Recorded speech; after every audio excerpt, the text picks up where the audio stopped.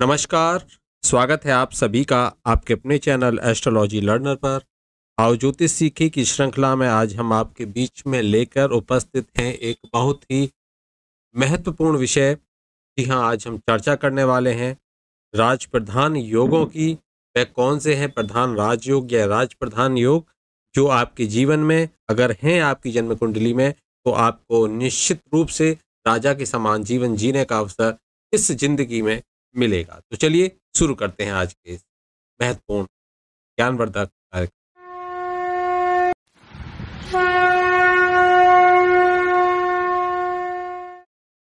राजयोगों की हम चर्चा आगे करेंगे, लेकिन आज हम आपके लिए बहुत ही ऐसा महत्वपूर्ण विषय लेकर उपस्थित हैं जो यहाँ पर हम देखेंगे। राजेश राजेश यानी कि दशमेश की हम बात करेंगे। तो यहाँ पर जो दशमेश वो कौन होंगे, जो भी होंगे। जैसे हम मकर लग्न की जन्म कुंडली लेंगे तो दशमेश कौन होंगे, इस तरीके से हमको यहाँ पर देखना होगा। तो जब भी दशमेश का अगर पंचमेश से संबंध बने, देखिए जन्म लग्न को देखना है। जन्म लग्न से जो दशमेश होंगे, दशमेश जैसे कि यहाँ पर अगर हम देखें तो यहाँ पर दशमेश कौन बनेंगे, तो शनि यहाँ पर दशमेश बनेंगे। मैं इंक चेंज कर लेता हूँ। आपको आपकी कमेंट्स आ रही थी मेरे पास में कि दिखाई कम देता है।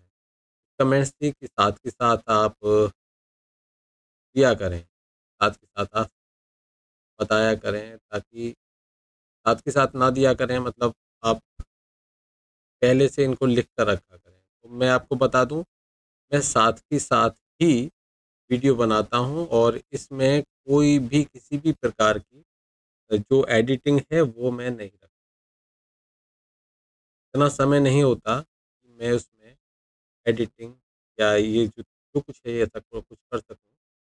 तो उसके लिए मैं, देखिए ये कलर सही है, ठीक है। तो दशमेश यहाँ कौन होते हैं, दसवीं राशि मकर राशि है और पंचमेश सूर्य हो। यहाँ पर आपको ध्यान रखना होगा कि जब भी दसम भाव के अधिपति जो दशमेश हैं वो पंचमेश से, एक तो पंचमेश यहाँ सूर्य बनेंगे मेष लग्न की कुंडली में, और अमात्य कारक से या तो युत हो या दृष्ट हो। अमात्य कारक को कैसे पता करेंगे, देखिए अमात्य, आत्मकारक और अमात्य कारक। आत्मकारक जो आपकी जन्म कुंडली में जब आप देखोगे और आप उसके अंशों को देखोगे, डिग्रीज को देखोगे, तो जिसकी सबसे ज्यादा डिग्री है वो तो आत्मकारक, और जिसकी आत्मकारक से कम है बाकी से अधिक है वो अमात्य कारक हो गया। ठीक है, आत्मकारक अमात्य कारक आपको समझ में आ गया होगा। जैसे मानकर चलिए कि कोई ग्रह बुध है, ठीक है, और एक बुध है, उनकी डिग्री है 29, और एक है शुक्र, उनकी डिग्री है, सपोज कीजिए उनकी डिग्री कितनी है शुक्र की, उनकी डिग्री है 28। ठीक है, इस तरीके से आप समझ लीजिए। तो यहाँ पर ये तो हो गए आत्मकारक, ये तो आत्मकारक हो गए, ये हाईएस्ट है अगर आप देखें तो, और ये अमात्य कारक हो गए, अमात्य। ठीक है, आज समझ में आ गई होगी, अमात्य कारक है। अब हमने आत्मकारक अमात्य कारक, तो यहाँ हमें क्या लेना होगा, शुक्र लेने होंगे। अगर हमने अमात्य कारक देखे, आप भी अपनी जन्म कुंडली में देख सकते हो, तो शुक्र। अब देखिए यहाँ पर शनि का, या तो शनि को सूर्य, और या तो जो इस मेष लग्न में देखेंगे तो यहाँ पर क्या होगा, अमात्य कारक से युत हो या दृष्ट हो।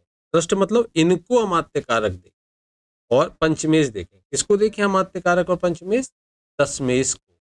क्लियर हो गया होगा, इसको देखें दशमेश को, दसम भाव के अधिपति को देखें। ठीक है, यहाँ देखिए जैसे कि ये सूर्य है, सपोज करिए कि शनि यहाँ पर बैठे, शनि कौन बने इसमें, दशमेश, दशमेश शनि बने हुए हैं, और सूर्य यहाँ बैठे हुए। तो सूर्य क्या कर रहे हैं, पंचमेश है, वो किसको देख रहे हैं, दशमेश। साथ ही साथ अब मानकर चलिए कि जो गुरु हैं वो यहाँ बैठे हुए हैं और गुरु सेकंड हैं डिग्रीज में, मतलब हाईएस्ट डिग्रीज में सेकंड है, तो ये अमात्य कारक हुए। ठीक है, अब गुरु की दृष्टि क्या दशमेश पर है, 1 2 3 4 5, पंचम दृष्टि दशमेश पर जाती है, जो कौन है, शनि। अब ये अगर आपकी जन्म कुंडली में, अब आपकी मेष लग्न की जन्म कुंडली होगी, वृषभ लग्न की जन्म कुंडली होगी, तो यहाँ 10 की जगह आपको कुछ और लिखा मिलेगा। ठीक है, तो इसी तरीके से आपको ध्यान में रखना है कि 10वां घर ये है, इस घर में जो भी नंबर लिखा होगा आपके में, उस नंबर का जो अधिपति होगा वह दशमेश होगा। यहाँ जो भी नंबर लिखा होगा उस नंबर यानी कि जो राशि होगी उसका जो मालिक होगा वो पंचमेश होगा। साथ में आपको डिग्री देखनी है कि डिग्री में कौन सेकंड लार्जेस्ट सेकंड हाईएस्ट है, उसको वो आपका मात्य कारक होगा।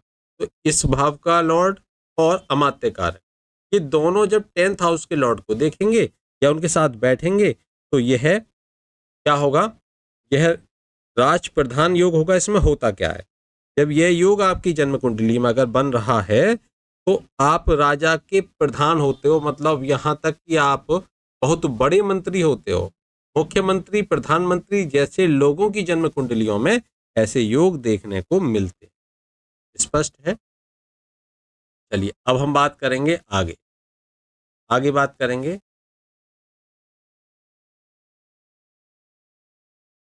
अगर लाभेश कौन, जैसे मान के चलिए मेष लग्न की ही जन्म पत्र का हमने ले रखी है क्योंकि ये काल पुरुष की भी कुंडली मानी जाती है। अगर लाभेश लाभ स्थान को देखते हो और पाप ग्रह से ना तो दृष्ट हो न युत हो, तो भी ये प्रधान होता है राजा का प्रधानमंत्री या प्रधान होता है। ऐसा शास्त्रों में कहा गया है कि लाभेश, मान के चलिए यहाँ लाभेश कौन, शनि हुए। ठीक है, और शनि यहाँ बैठे हुए, शनि यहाँ बैठे हुए हैं, तीसरी दृष्टि से वो अपने लाभ भाव को देख रहे हैं। अब कोई इनके साथ न तो बैठे, जैसे मान के चलिए पाप ग्रह, शुभ ग्रह बैठ जाए अच्छी बात है। पाप ग्रह के बारे में कहा गया है जैसे मंगल, राहु, केतु और सूर्य, ये पापी ग्रह हैं, ये इनके साथ कोई ना बैठे तो भी ऐसा जातक राजा का प्रधान होता है। आगे हम अगले सूत्र की तरफ बढ़ेंगे, आपको स्पष्ट हो रहा होगा। आत्मकारक ए राशि, जैसे आत्मकारक मैंने बताया जिसके सबसे ज्यादा अंश हैं वो आत्मकारक हो गया। अब आत्मकारक मान के चलिए आपकी जन्म कुंडली में बुध है, आत्मकारक आपकी जन्म कुंडली में कौन है, बुध है। तो आत्मकारक के राशि अगर अमात्य कारक के साथ बैठ जाए या उससे युत हो जाए, अगर बैठ जाए या उससे युत हो जाए तो ऐसा जातक सेनाध्यक्ष, सेना का प्रमुख ऐसा बनता है। मैं बता देता हूं, मानकर चलिए आपकी जन्म कुंडली में सर्वाधिक अंश शुक्र के हैं, सेकंड लार्जेस्ट पे गुरु बृहस्पति आते हैं। अब यहां हमें देखना होगा कि जो शुक्र हैं, जो सबसे ज्यादा जिनके अंश हैं, वो मानकर चलिए वो बैठ गए इस भाव में। ये कौन सा भाव है, दूसरा भाव, यहां पर बैठ गए शुक्र। ठीक है, ये कौन है, आत्मकारक। अब आत्मकारक मैं ब्रैकेट में लिख देता हूं, आत्मकारक। अमात्य के लिए मैं खाली ए लिखूंगा। ठीक है, आत्मकारक, शुक्र आत्मकारक है। अब इनके राशि कौन हुए, तो जिस राशि में बैठे हैं, राशि मतलब चंद्रमा इनके राशि हो गए। अगर चंद्रमा इस जन्म कुंडली में अमात्य कारक से युत हो जाए, इससे अमात्य कारक से, अब मैंने अमात्य कारक कौन बताए थे, गुरु बृहस्पति। अब गुरु बृहस्पति से युत हो जाए कौन, चंद्रमा, तो मैं चंद्रमा को और गुरु बृहस्पति को यहां रख देता हूं। अब चंद्रमा कौन है, राशि से आत्मकारक, और गुरु बृहस्पति कौन हुए इसमें, अमात्य कारक। गुरु बृहस्पति कौन है इसमें, अमात्य कारक। तो यहां पर जो आत्मकारक के राशि हैं वो यदि अमात्य कारक के साथ युत हो जाएं या दृष्ट हो जाएं तो ऐसा बालक सेनाध्यक्ष, सेनापति बहुत ही तीक्ष्ण बुद्धि का बनता है। चलिए आगे हम बात करेंगे। अगला सूत्र, आज हम बहुत विशेष सूत्रों के साथ में उपस्थित हैं। ये सूत्र आपके लिए रामबाण सिद्ध होंगे। आप जन्म कुंडली को देखोगे, निश्चित रूप से आपको इनका फल मिलेगा। और आपको, अगर आपको विश्वास नहीं है तो आप बड़े बड़े जो नायक हैं उनकी जन्म कुंडलियों का विश्लेषण कर सकते हो। ये योग कहीं ना कहीं आपको अवश्य मिलेंगे।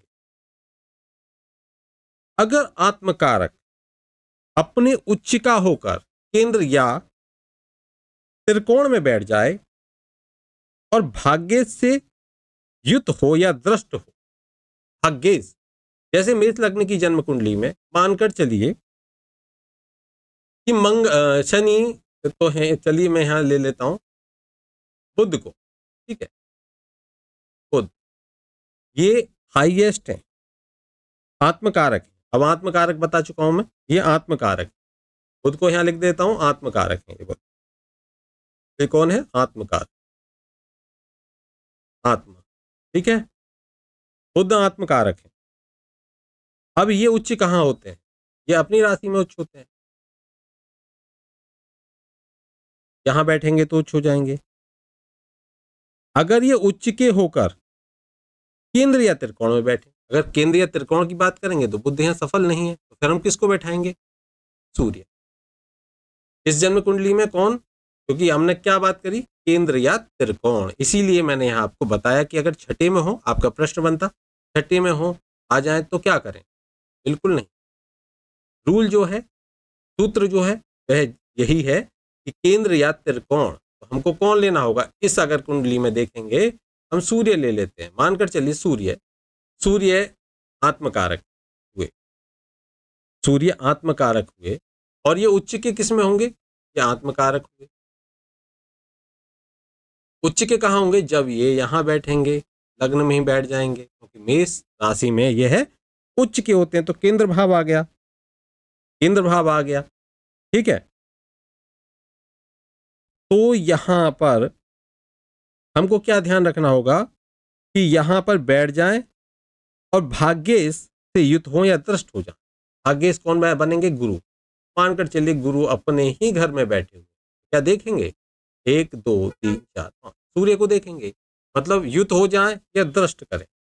भाग्येश आत्मकारक को छोकर केंद्र या त्रिकोण में बैठे और देखें, तो वह क्या हो जाएंगे? यहां पर उच्च के सूर्य हो गए, जो आत्मकारक हैं उच्च के हो गए। उनको कौन देख रहे हैं? नवमेश, गुरु, पंचम दृष्टि से, या युत भी होते तब भी। तो यह भी एक राज प्रधान योग होता। इस योग में यदि ऐसा कुछ बनता है तो ऐसा जातक राज्य का मंत्री होता, ऐसा जातक राज्य का मंत्री होता है। चलिए आगे देखते हैं कि प्राचीन समय में राज्य के मंत्री ये सब होते थे। तो आज की डेट में आप इनको ये भी देख सकते हो कि बहुत बड़े अधिकारी भी जो होंगे उनकी जन्म कुंडलियों में भी ऐसे योग आपको वर्तमान में मिलेंगे। चलिए अब हम बात करते हैं अगले सूत्र की। अगला सूत्र है, आत्मकारक ही अगर किसी के जन्म राशि हो, जन्म राशि, जन्म राशि, जन्म राशि के कौन हो गए? स्वामी। मानकर चलिए जैसे कि किसी का जन्म हुआ हो, अब जन्म राशि की पता कैसे चले? चंद्रमा जहां बैठ जाते हैं वही जन्म की राशि हो जाती है। अब चंद्रमा मानकर चलिए यहां बैठ गए, ये कौन सी राशि है? मकर राशि। अब मकर राशि के स्वामी कौन हो गए? शनि। अगर शनि के सबसे ज्यादा अंश हैं तो वो आत्मकारक हो जाएंगे। कौन हो जाएंगे? आत्मकारक। अगर आत्मकारक हो गए और लग्न में बैठ जाएं, अब आप कहोगे तो नीच हो गए। अभी सूत्र को समझिए। और भाग्य से युत हो या दृष्ट हो, गुरु को यहीं बैठा देते हैं। समझाना है हमें सूत्र, गुरु को यहीं बैठा देते हैं। तो ऐसा जातक वृद्धावस्था में मुख्यमंत्री होता है। जीवन के अंतिम चरण में जाकर उसको मुख्यमंत्री का पद मिलता है, वृद्धावस्था। फिर से सुन लीजिए, जन्म राशि के राशि जन्म राशि के स्वामी यदि आत्मकारक हो जाएं और नवम भाव और लग्न में बैठ जाएं और नवम भाव के अधिपति उनको देखें या उनके साथ बैठें तो मुख्यमंत्री बनता है, लेकिन अपनी वृद्धावस्था। आगे सूत्र देखते हैं। अगला सूत्र है आत्मकारक अगर किसी शुभ ग्रह से युक्त होकर 5वें या 7वें भाव में जिस भाव के कारक हो, जिस भाव के कारक से युक्त हो, उसके द्वारा धन का लाभ हो। फिर से समझ लीजिए, आत्मकारक अगर कोई शुभ ग्रह से युक्त हो जाए, कोई भी शुभ ग्रह, मानकर चलिए आत्मकारक होते हैं सूर्य। अब सूर्य किसी शुभ ग्रह से युक्त हो जाए, सूर्य चलिए चंद्रमा से हो जाए, गुरु से हो जाए, तो गुरु से कर लेते हैं हम। अब ये 5 में सूर्य यहां बैठ जाए गुरु के साथ, ठीक है, 5 में या 7 में, ठीक है, बैठ जाए, ठीक है, उस भाव के कारक से युक्त होता है, उस भाव के कारक। अब इस भाव के कारक कौन है? गुरु है। शुभ ग्रह के साथ बैठे, चलिए शुभ ग्रह बुध को ले लेते हैं, बुध के साथ बैठ रहे हैं, साथ में उनका कारक भी है, उस भाव का कारक, तो दोनों भावों के कारक गुरु बृहस्पति हैं, ठीक है। इस स्थिति में ऐसा जातक जो होगा, वो जो कारक है उस कारक के समय काल में बहुत धन अर्जित करता है। चलिए आगे देखेंगे, एक और सूत्र देख लेते हैं, एक और सूत्र देख लेते हैं। ये सूत्र है कि यदि भाग्य भाव, अगर भाग्य भाव को देखें, भाग्य भाव कौन सा? नवम भाव। भाग्य भाव को अगर हम देखें तो इसका संबंध, अगर यह है भाग्य भाव में देखेंगे तो भाग्य भाव का संबंध विशेष रूप से देखा जाए, आत्मकारक के साथ में भाग्य भाव का संबंध यदि बनता है तो निश्चित रूप से ऐसा योग बनता। एक सूत्र और है जिसमें लाभ भाव के अधिपति अगर लाभ भाव में ही हो, जैसे यहां पर शनि बनते हैं, और कोई पाप ग्रह इनको ना देखे, इनको कोई भी पाप ग्रह कहीं से भी देखे ना, ये ध्यान रखिए। कैसे कैसे देख सकते हैं वो आप लगा लीजिए। अगर देखिए मानकर चलिए राहु की पंचम नवम दृष्टि चलेगी तो आप गिन लीजिए, यहाँ से 5 9 में कहीं 1 2 3 4 5, अगर राहु यहाँ बैठेंगे तब देखेंगे, ठीक है, केतु बैठेंगे तब देखेंगे। नवम दृष्टि देख लीजिए कहाँ बैठेगी, 5 6 7 8 9, अगर यहाँ पर बैठे राहु वो देखेंगे, या केतु यहाँ बैठ जाए वो देखेंगे। यहाँ से कोई यहाँ ना बैठे, इनमें से पापी ग्रहों में से राहु और केतु इन 2 जगह बैठकर देखेंगे, कॉमन बात है। और बाकी के ग्रह कहाँ से देखेंगे? सप्तम से यहाँ बैठकर देखेंगे। बाकी के ग्रह जैसे सूर्य हो गए, मंगल हो गए, मंगल और भी देख सकते हैं क्योंकि मंगल की 8वीं दृष्टि है, तो मंगल यहाँ बैठकर भी देख सकते हैं, मंगल यहाँ बैठकर भी देख सकते हैं। इसके साथ साथ में और कहाँ से देख सकते हैं मंगल? तो मंगल यहाँ बैठेंगे अष्टम में तब भी देख सकते हैं, 1 2 3 4। यह मैंने मोस्टली आपको बता दिया। अगर ऐसी ऐसी कंडीशंस पर पापी ग्रह बैठे होंगे, यहाँ पर राहु के साथ मैं केतु भी ले लेता हूँ कि केतु और सप्तम में भी बैठकर देखते हैं राहु केतु, और बाकी सभी ग्रह सप्तम में बैठकर तो देखते हैं। यहाँ पर ये पापी ग्रहों की मैंने चर्चा यहाँ पे कर दी, ठीक है। अगर ऐसी कोई स्थिति ना बने, ये इनमें से जो कंडीशंस हमने ये दे रखी हैं, ये कोई कंडीशन अगर नहीं है और ये यहाँ पर बैठी हुई, इन भावों में कोई नहीं बैठा हुआ, तो ऐसा जातक राजा के यहाँ से लाभ प्राप्त करता है। राजा के यहाँ पर मतलब गवर्नमेंट सेक्टर में, फील्ड में वह जाता ही जाता है। एक सूत्र और मैं आपको यहाँ पर अंतिम सूत्र समझाने वाला हूं, राजयोगों की चर्चा कंप्लीट हो जाएगी। अगर कोई कारक है, अगर कारक है और कारक से चौथे भाव में शुक्र और चंद्रमा हो, तो आयु के पूर्वार्ध में और अंतिम में राज्य चिन्हों से युक्त होता, मतलब शुरू और अंत में दोनों समय पर, बीच का समय कैसा आ जाए दोनों समय पर उसका क्या होगा, वो कहीं ना कहीं सेना से संबंधित, राज्य से संबंधित कोई अच्छा राज चिन्ह, मतलब उसके पास में ऑथोरिटी होगी, गजेटेड ऑफिसर होगा। कब होगा? कारक से चौथे भाव में। जो भी कारक है, मानकर चलिए मंगल कारक है, अब मंगल यहाँ बैठे हुए मंगल कारक है, सपोज कीजिए मंगल कारक है, मंगल से चौथे भाव में शुक्र और चंद्रमा हो, शुक्र और चंद्रमा बैठे हैं, शुक्र चंद्रमा की युति बने चौथे भाव से, कारक से, जो भी कारक है। अब मैंने यहाँ पर कारक लिखूंगा, आपको कंफर्म रहेगा, आप चेक कर सकते हैं किस भाव का कौन कारक है, कौन कारक नहीं है। स्पष्ट है? तो आज के इस कार्यक्रम में हमने यही रखा कि कौन कौन से महत्वपूर्ण प्रधान राजयोग हैं जिनकी चर्चा मैंने आज की। नेक्स्ट वीडियो में हम बात करेंगे धन योगों की, कौन कौन से ऐसे धन योग हैं जो आपके जीवन में धन लेकर आते हैं। ऐसी प्रकार से धन योग, दरिद्र योग, इन सब की भी चर्चा बारी बारी से करेंगे ताकि आपको यह बिल्कुल स्पष्ट होते रहे। आज के लिए इतना ही। जय श्री कृष्ण।